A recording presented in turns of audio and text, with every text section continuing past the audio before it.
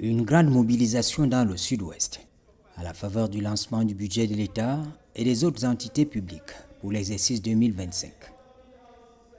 Au-delà des aspects protocolaires de cette cérémonie, les autorités administratives, élus, chefs traditionnels et tous les acteurs de la chaîne d'exécution de la dépense publique sont ici pour avoir du ministre des Finances les clés d'une exécution optimale et efficace du budget de cette année.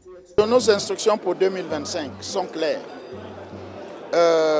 Nous escomptons un taux de croissance de presque 4,1%. Nous avons suivi le président de la République le 31 décembre lorsqu'il a dit « c'est bien ».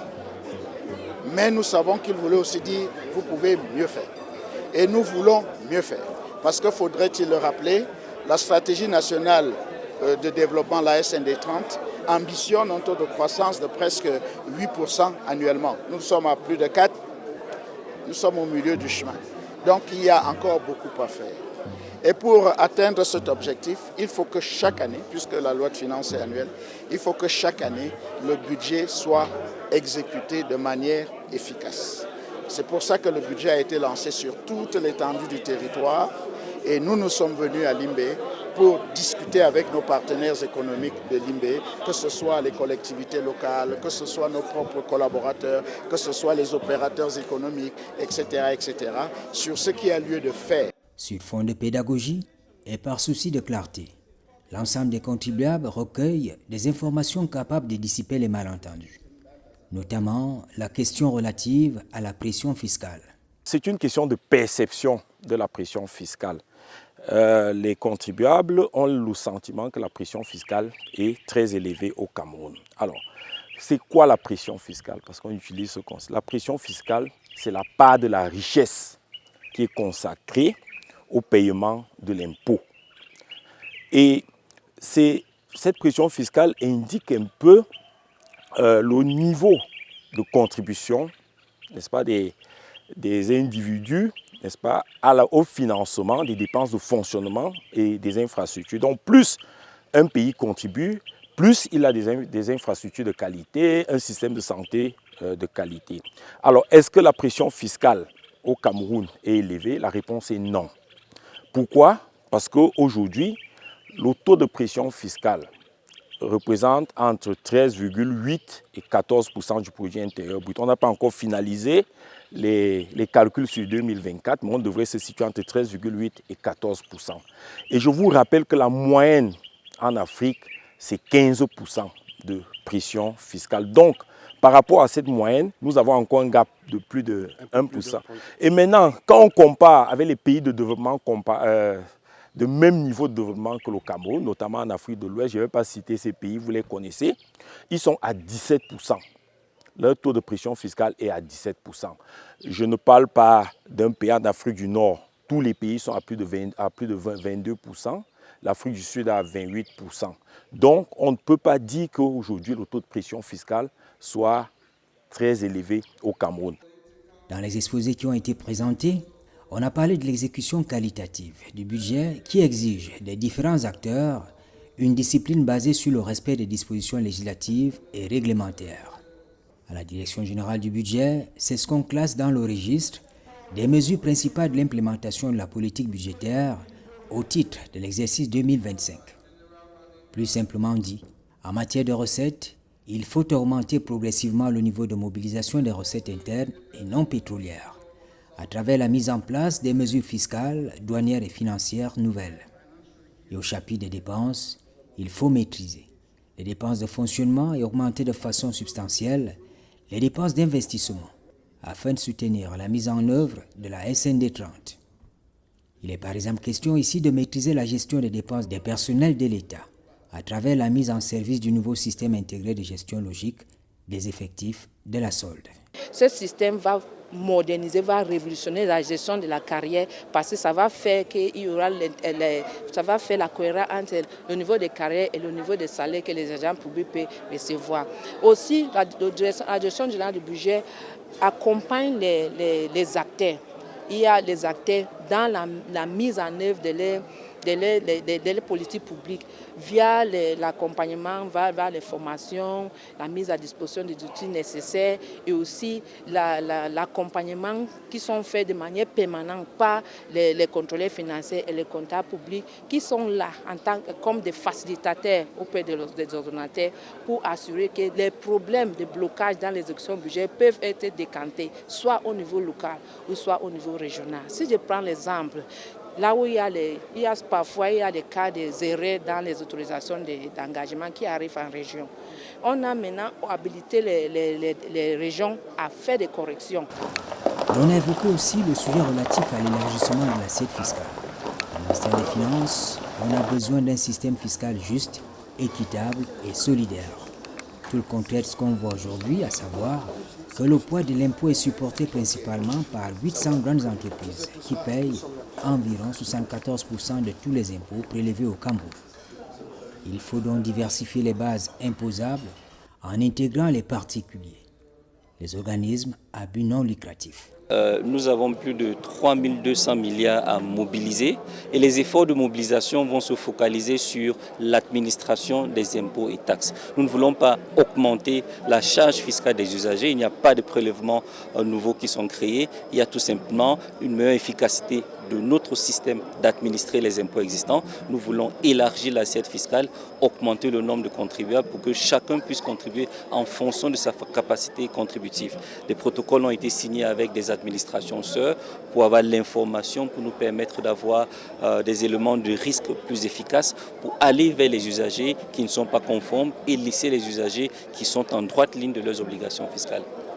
Si on veut améliorer les conditions de vie des Camerounais, si on veut faire un budget d'impact où chaque Camerounais sent que sa situation s'est améliorée, il faudrait que chacun contribue en fonction de ses capacités contributives. Et les capacités contributives, c'est quoi? C'est le revenu, c'est le patrimoine et c'est la dépense. Chacun, nous nous demandons, la Direction générale des impôts demande simplement le juste impôt. Et donc, on ira chercher ce supplément, pas vers ce qu'on connaît, vers ce qu'on ne connaît pas.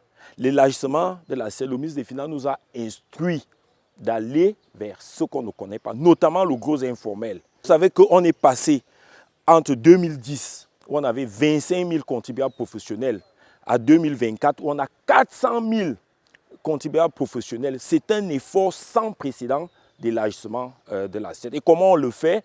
N'est-ce pas, par l'échange, par les protocoles d'échange avec les détenteurs de l'information, premièrement par la lutte acharnée contre la fraude et l'évasion fiscale, par le développement du civisme fiscal. C'est pour ça que le ministre des Finances, avec ses homologues de l'enseignement supérieur, des enseignements secondaires et à l'éducation de base, n'est-ce pas, on est en train, le ministre des Finances, on veut commencer à inculquer le civisme fiscal dès l'école primaire. À l'observation des opérateurs économiques, des élus locaux et autres acteurs dont le rôle est déterminant dans le processus de l'exécution du budget, le ministre des Finances prescrit la responsabilité de la réalisation des travaux et prestations ainsi que le réalisme dans le vote des budgets. Les discussions que nous avons eues nous ont laissé comprendre que tout le monde est engagé, surtout ici dans le sud-ouest, qui fait partie des régions qui connaissent les difficultés que vous connaissez, mais qui est engagé. Nous l'avons vu dans les investissements qui sont faits, nous l'avons vu dans le trafic, ce qui montre qu'il y a une espèce de confiance en l'avenir, parce qu'on n'investit que si on a confiance. Et nous, au niveau du gouvernement, nous sommes là pour renforcer cette confiance et dire et confirmer effectivement à tous nos partenaires, à tous nos opérateurs économiques que le gouvernement travaille pour améliorer les choses. La cérémonie de lancement du budget s'est tenue au lendemain du 48e séminaire de À son passage, le ministre des Finances a rendu une visite de courtoisie à l'ordinaire du lieu. C'est vrai, on n'a pas oublié ici que les évêques du Cameroun, dans leur délibération, ont relevé que l'une des causes du malaise des Camerounais est sans doute la pression fiscale qui augmente d'année en année au détriment des populations les plus vulnérables. Je suis content que le ministre des Finances est dans notre région et je suis aussi content que ce matin j'ai eu l'opportunité de le recevoir à l'évêché de diocèse de Buea Et pendant notre discours, on a beaucoup parlé de la 48e séminaire des évêques de Cameroun qui se tenait ici à Boya. On a aussi parlé de la co-cathédrale. C'est une co-cathédrale qu'on a commencé depuis 2009, mais c'était vraiment difficile de finir avec cette église. J'ai écrit au ministre, je lui ai demandé l'aide, il a donné et ça nous a aidé à mettre la toiture de cette bâtiment. Pendant le séjour dans le sud-ouest, il a été question aussi du soutien aux entreprises publiques situées dans les zones de conflit. Dans la logique de l'incitation au retour à la paix, le ministre des Finances a apporté une bonne nouvelle aux employés de la CDC. Prendre la dette de la CDC, 91 milliards et 700 millions. Je souhaite que je pouvais trouver un mot qui pouvait être plus approprié que le mot merci. Et pour l'utiliser envers l'État. Économiquement, l'entreprise n'existait plus. Ça veut dire que l'entreprise CDC existe toujours. Pour quelle raison? Pour la décision qui a été prise, une décision ferme du chef d'État que cette entreprise reste. Il se fait que ce n'est qu'une coïncidence, hein, et les populations en ont été contentes, c'est que les travailleurs de la CDC qui n'étaient pas payés pour les raisons que vous connaissez, parce que les installations étaient détruites, dont l'employeur était dans l'impossibilité de payer, bon, ils ont su ce que nous avons fait sur instruction du chef de l'État. Nous avons commencé à payer les arriérés de salaire, les arriérés de cotisations sociales, etc. Là, c'est l'apport du gouvernement, ce que le gouvernement essaie de faire pour relever cette région et relever l'économie de tout le pays. Ils sont également au courant que des dispositions législatives et réglementaires existent pour qu'en tant que région économiquement sinistrés, ils puissent bénéficier d'un certain nombre d'avantages. Certains en profitent déjà, mais il faut peut-être renforcer cette information pour que tout le monde sache que le gouvernement travaille et nous attendons d'eux qu'ils en fassent de même pour que nous portions effectivement la croissance du pays à des niveaux beaucoup plus importants et réduire par conséquent les problèmes de pauvreté, les problèmes de chômage.